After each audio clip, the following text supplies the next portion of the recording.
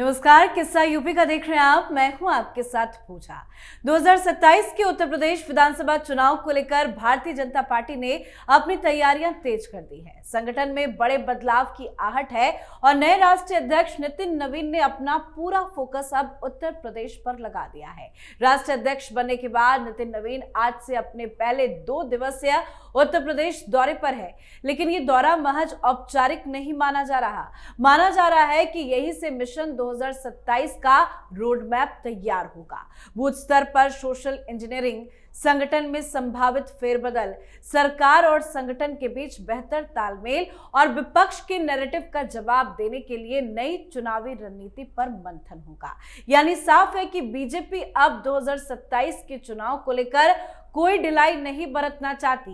Party की कोशिश है कि संगठन को नए सिरे से मजबूत किया जाए और हर जिले, हर मंडल और हर बूथ तक चुनावी मशीनरी को पहले से ज्यादा सक्रिय बनाया जाए। तो नितिन नवीन का उत्तर प्रदेश दौरा क्यों है बेहद खास, क्या है रणनीति, आज इसी किस्से को समझेंगे। चर्चा के लिए मेरे साथ स्टूडियो में मौजूद हैं कैपिटल टीवी के एग्जीक्यूटिव एडिटर राजीव जी। सर, आपका बहुत बहुत स्वागत है। संगठन में बदलाव की चर्चा है, उत्तर प्रदेश विधानसभा चुनाव भी नजदीक है और नितिन नवीन की टीम को लेकर भी मंथन चल रहा है। इस बीच नितिन नवीन का यूपी का दौरा कितना इंपॉर्टेंट है और वो क्यों पहुंचे हैं और क्या रणनीति बनाई जा रही है? देखिए, दिल्ली में मीटिंग हो चुकी है जी, यानी कि रणनीति पूरी तरह से फाइनल है कि उत्तर प्रदेश में क्या क्या किया जाना है और किसकी क्या भूमिका रहेगी। यानी नैरेटिव क्रिएट करने के लिए उत्तर प्रदेश के योगी आदित्यनाथ के अलावा और किसी नेता की जरूरत नहीं है। सेंट्रल लीडरशिप ये संभाल लेंगे कि कहां कहां कैसे उत्तर प्रदेश के चुनाव का नैरेटिव ले जाना है।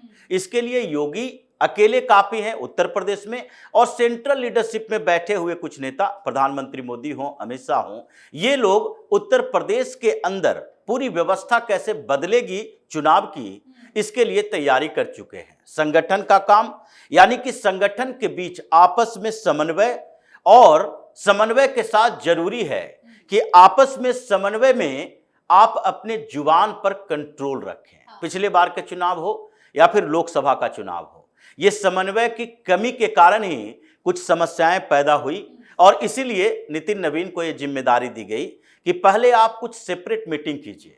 सेपरेट मीटिंग में ये डिप्टी चीफ मिनिस्टर की भूमिका बड़ी होती है, क्योंकि डिप्टी चीफ मिनिस्टर ऐसा पद है जिसमें चीफ मिनिस्टर शब्द जुड़ा हुआ है और उनका ये चीफ मिनिस्टर शब्द जुड़े होने के कारण कियोस्क पैदा करने में इनकी भूमिका बढ़ जाती है। जैसे केशव प्रसाद मौर्य के साथ, जो पिछली बार भी चुनाव से पहले कुछ ऐसी बातें बोल दिए जिसके कारण मीडिया में एक नैरेटिव गढ़ने की कोशिश की जाने लगी कि देखिए भारतीय जनता पार्टी भी ओबीसी की तरफ अट्रैक्ट हो रही है और ओबीसी मुख्यमंत्री की जरूरत है, इसलिए हो सकता है नेतृत्व परिवर्तन हो। अब नेतृत्व परिवर्तन की बात चलेगी तो उत्तर प्रदेश के अंदर जो योगी आदित्यनाथ का खुद का सपोर्टर वर्ग है, ये भारतीय जनता पार्टी के कारण नहीं, ये भारतीय जनता पार्टी और संघ की भूमिका के कारण नहीं, बल्कि उनकी कठोरता के कारण, उनके लॉ एंड ऑर्डर को मेंटेन करने के कारण, उन्होंने जिस तरीके से उत्तर प्रदेश के अंदर विकास का एक नया रोड मैप तैयार किया और फिर विकास के साथ साथ उन्होंने वहां पर जो ऑर्गेनाइज्ड क्राइम हुआ करता था, यानी बाहुबलियों की राजनीति, एक तो बाहुबली और बाहुबलियों की राजनीति में भूमिका, इन दोनों के नेक्सस को तोड़ा। वहां पर मुसलमानों के लिए जो अपीजमेंट पॉलिटिक्स होती रही थी उसको तोड़कर इन्होंने मुसलमानों को यह बताया कि तुम भी दूसरे की तरह सामान्य नागरिक हो, तुम्हें भी वो सारे नियम कानून मानने पड़ेंगे जो दूसरे लोग मानते हैं। अपने आप को अलग करके मत देखो कि हम अल्पसंख्यक समुदाय से आते हैं और हमारे साथ कुछ पॉलिटिकल पार्टियों का बैकअप है, तो हम कुछ भी करें हमारे खिलाफ कोई कार्रवाई ना हो, चाहे अवैध कब्जा हो, अवैध मस्जिद निर्माण हो, अवैध मदरसे चल रहे हों। इन सारे संगठित तरीकों पर इन्होंने जिस तरह से अटैक किया, अपने आप में इनके लिए इनके पीछे खड़े होने वाले लोगों की संख्या बढ़ी। और यही नहीं, जो लाभार्थी वर्ग कहा जाता है, जिन्होंने किसी न किसी तरह सरकार की योजनाओं से और सरकार के तरीकों से फायदा उठाया, तो सरकार की योजनाओं से फायदा उठाने वाले लाभार्थी वर्ग तो हैं ही, लेकिन इसके साथ साथ वो वर्ग भी हैं जो सरकार के कामों से लाभ उठाते हैं। यानी जो महिलाओं को सुरक्षित अनुभव करवाना, जिस तरीके से योगी आदित्यनाथ ने लॉ एंड ऑर्डर के सिचुएशन मेंटेन किए, उस समय से ये लगने लगा कि नहीं, यहां पर महिला भी सुरक्षित और सामान्य लोग भी सुरक्षित, बिजनेसमैन भी सुरक्षित, इन्वेस्टमेंट का आधार भी सुरक्षित, कि अब ऐसा नहीं होगा कि गोंडा में जाकर एक फैक्ट्री लगाना है तो फैक्ट्री लगाने का काम शुरू हुआ है, उससे पहले एक लेटर आ गया कि नहीं नहीं इतना पैसा जमा करना है। ये गुंडा टैक्स खत्म हो गया, उसके बदले गुंडा एक्ट आ गया। ये गुंडा टैक्स नहीं रहा, अब उसके बदले गुंडा एक्ट आ गया, और गुंडा एक्ट में जो अंदर जाता है बाहर आने की संभावना खत्म हो जाती है।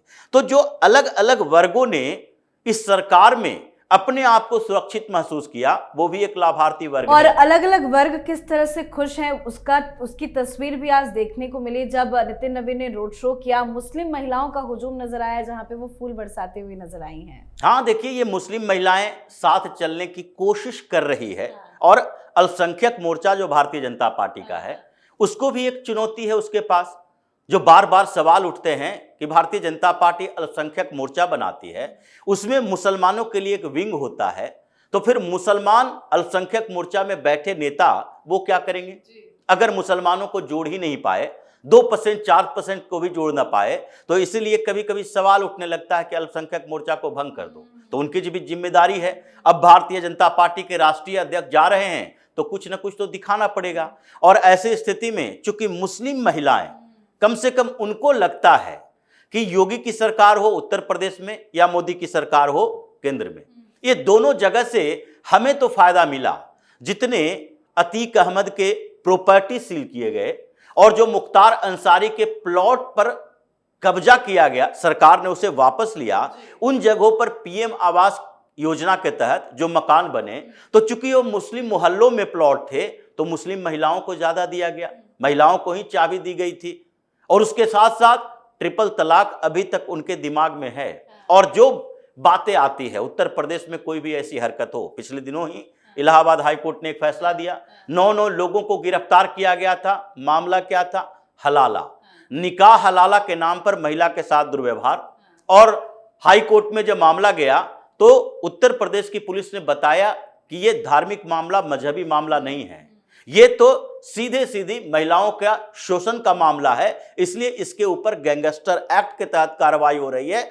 इलाहाबाद हाई कोर्ट ने अप्रूव कर दिया। तो एक वर्ग है जो चाहती है कि हम वोट दें लेकिन अपने परिवार के लोगों से परेशान है, तो वहां पर तो चली आई है, बूथ तक कैसे आएगी, इसकी जिम्मेदारी अल्पसंख्यक मोर्चा को दी गई है। और ये नितिन नवीन की नई पहल है कि उत्तर प्रदेश में जा रहे हैं तो कम से कम उत्तर प्रदेश के अल्पसंख्यक मोर्चा में मुस्लिम लीडर जो हैं वो भी ये दिखाएं कि भारतीय जनता पार्टी के साथ हम लोग हैं, चाहे 2% हो, 5% हो, 8% हो। इसलिए इसमें जो महत्वपूर्ण भूमिका नितिन नवीन की अभी सेटलमेंट के लिए है, ये दोनों डिप्टी चीफ मिनिस्टर को बताना कि आप दोनों का काम अपने अपने क्षेत्र डिवाइड करना, अपने लोगों को डिवाइड करना, आप किस सेक्टर में, किस क्षेत्र में, किस ज्योग्राफिकल कंडीशन में काम करेंगे और किन वर्गों को आप अपने साथ लाने की कोशिश करेंगे। ये जो अखिलेश यादव का नैरेटिव है, पीडीए का फार्मूला चल रहा है, तो उसमें अगर केशव प्रसाद मौर्य की भूमिका सीमित हो जाए, यानी कि आप ओबीसी वर्ग से आते हो और आपकी भूमिका ही सीमित है, आप ओबीसी वर्ग को एकजुट करके भारतीय जनता पार्टी के साथ नहीं ला रहे, तो फिर केवल योगी के नाम पर चुनाव लड़के आप डिप्टी सीएम बने नहीं रह सकते। उसी तरीके से ब्रजेश पाठक की भी है कि इन दिनों कई जगहों पर ऐसी स्थिति देखी गई है कि अखिलेश यादव हो या मायावती हो, मायावती भी अभी फिर से सोशल इंजीनियरिंग में लग गई और अखिलेश यादव भी उसी इंजीनियरिंग में लगे हुए हैं कि नहीं, ब्राह्मणों का वोट भी हमें 10% 15% ही मिले। अगर 10% वोट मिलता है तो इसका मतलब है बीजेपी को 20% का नुकसान होगा, उसी का 10% हम लेकर आएंगे। तो इन लोगों की भूमिका भी बढ़ाई गई है कि आप जुबान पर कंट्रोल, दिमाग को एक्टिव, संगठन को मजबूत बनाने की कोशिश कीजिए और उसके बाद योगी आदित्यनाथ से मुलाकात। यानी कि कमान तो उन्हीं को संभालनी है। डिप्लोमेसी है, डिनर कर रहे हैं दोनों लोग साथ में, कमान तो उन्हीं को संभालनी है, इसलिए डिनर पर चर्चा ही होगी कि अब आपको कमान संभालनी है। पिछली बार कुछ मिसअंडरस्टैंडिंग हो गई थी लोकसभा चुनाव से पहले, जिसके कारण टिकट देने में या फिर उम्मीदवार तय करने में कुछ चूक हो गई जिसका फायदा अखिलेश यादव और कांग्रेस ने उठा लिया। इस बार विधानसभा में ऐसा न हो और विधानसभा का परिणाम ही ये आगे सेट करेगा कि कैसे 2029 के लोकसभा चुनाव में उत्तर प्रदेश में 75 प्लस सीटों का मिशन एनडीए को मिलने वाला है। तो इसीलिए लोकसभा से पहले विधानसभा का चुनाव जरूरी है भारतीय जनता पार्टी को रिकॉर्ड सीटों से जीत दर्ज करना। तो इन्होंने संगठन के साथ और फिर साथ साथ में आरएसएस के साथ, क्योंकि संगठन भारतीय जनता पार्टी का, संगठन राष्ट्रीय स्वयंसेवक संघ का, और इन दोनों के बीच कोऑर्डिनेशन सबसे जरूरी है। पिछले चुनाव में यही कोऑर्डिनेशन की कमी हो गई थी। जेपी नड्डा जब राष्ट्रीय अध्यक्ष थे तो उन्होंने कुछ ऐसी बातें बोल दी कि अपर लेवल पर जो आरएसएस के नेता हैं उन लोगों को तो दिक्कत नहीं हुई, लेकिन लोअर लेवल पर जो ग्राउंड में काम करने वाले कार्यकर्ता हैं उनको लगने लगा ये भारतीय जनता पार्टी का कार्यकर्ता, हम संघ के कार्यकर्ता। और जब इनके नेता कह रहे हैं कि भारतीय जनता पार्टी का संगठन इतना बड़ा, इतना मजबूत और कार्यकर्ता इतना है कि हम अकेले ही मैनेज कर सकते हैं, तो फिर संघ के कार्यकर्ता थोड़े नाराज हो गए, कोऑर्डिनेशन की कमी रही।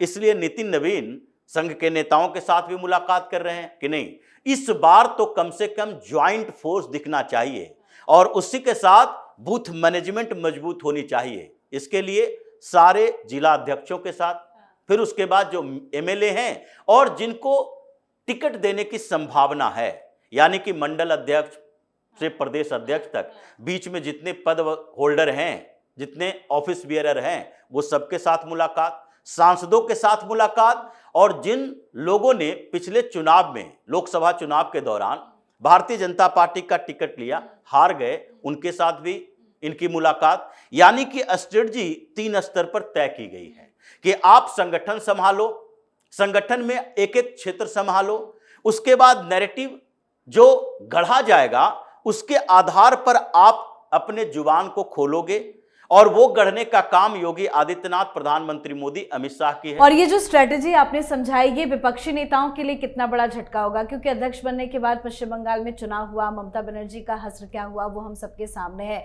अब लगता है अगला नंबर अखिलेश यादव का है। अखिलेश यादव को कैसे निपटाएंगे और ये दौरा अखिलेश के लिए कितना बड़ा झटका होगा? देखिए, अखिलेश यादव सीमित संसाधनों वाले नेता हैं और इनको लगने लगता है, इन लोगों को ये समझ नहीं आता अभी तक कि जिस पार्टी के साथ लड़ रहे हैं, अगर संघर्ष कर रहे हैं, प्रतिद्वंदी है, तो प्रतिद्वंदी की तरह मानकर बैठेंगे, उनकी कमजोरियों को उभारने के बदले उनकी कमजोरियों पर चर्चा कम करेंगे, तो फिर सुधार की गुंजाइश उनमें कम होगी और उसी का फायदा हमें मिलेगा। पिछली बार के चुनाव में इन लोगों ने उसी स्ट्रेटजी को आगे बढ़ाया और इसी के कारण लोकसभा चुनाव में अखिलेश यादव को फायदा हुआ। लेकिन इस बीच जो अखिलेश यादव पहले से ही एग्रेसिव मोड में है, तो ये कछुए और खरगोश की कहानी दिख रहा है कि अखिलेश यादव ने अपनी एनर्जी इतनी लगा दी है कि चुनाव आते आते इनके नेता, कार्यकर्ता और अखिलेश यादव खुद थक जाएंगे, क्योंकि भारतीय जनता पार्टी के पास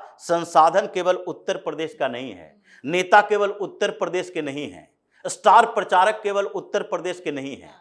उत्तर प्रदेश में अलग अलग सेगमेंट में देखें तो हर जगह पर बॉर्डर स्टेट जितने हैं वहां के नेता का प्रभाव भी पड़ता है। यानी पूर्वांचल में बिहार के नेता का भी प्रभाव पड़ेगा और इधर अवध प्रदेश के बाद इधर हरियाणा का नेता का भी प्रभाव पड़ेगा। बुंदेलखंड के रीजन में वहां पर जब मोहन यादव की रैली होगी, यानी मध्य प्रदेश के मुख्यमंत्री का भी प्रभाव पड़ता है। तो ये सारी स्ट्रेटजी ऐसी बनाई गई है कि अखिलेश यादव को 2017 से पहले की स्थिति में पहुंचा दो।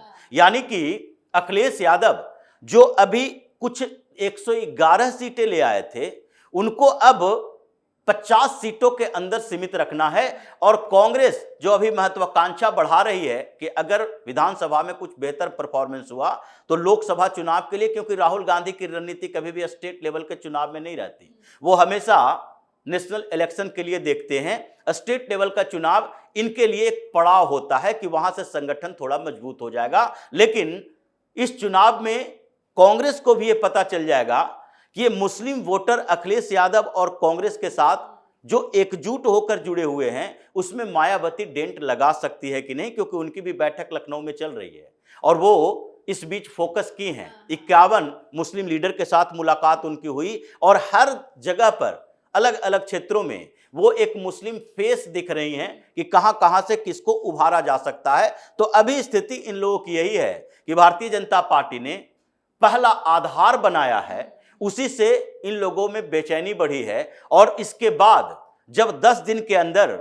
इसका इम्प्लीमेंटेशन शुरू होगा तो उसके बाद तो अखिलेश यादव आधा सरेंडर मोड में पहले ही आ जाएंगे। बिल्कुल, बहुत बहुत धन्यवाद सर समझाने के लिए। धन्यवाद। तो राष्ट्रीय अध्यक्ष बनने के बाद नितिन नवीन का पहला यूपी दौरा सिर्फ एक संगठनात्मक कार्यक्रम नहीं माना जा रहा है, बल्कि इसे मिशन 2027 का वॉर रूम भी कहा जा रहा है। यहाँ तक ये भी होगा कि 2024 के लोकसभा चुनाव में जो भी कुछ नुकसान हुआ है उसकी भरपाई कैसे होगी, समाजवादी पार्टी के पीडीए फॉर्मूले की काट क्या कुछ होगी और आखिर बीजेपी लगातार तीसरी बार उत्तर प्रदेश की सत्ता तक पहुंचने का रास्ता कैसे बनाएगी। तो इस पर आप भी अपनी राय कमेंट करके जरूर लिखिएगा। देखते रहिए कैपिटल टीवी उत्तर प्रदेश। नमस्कार।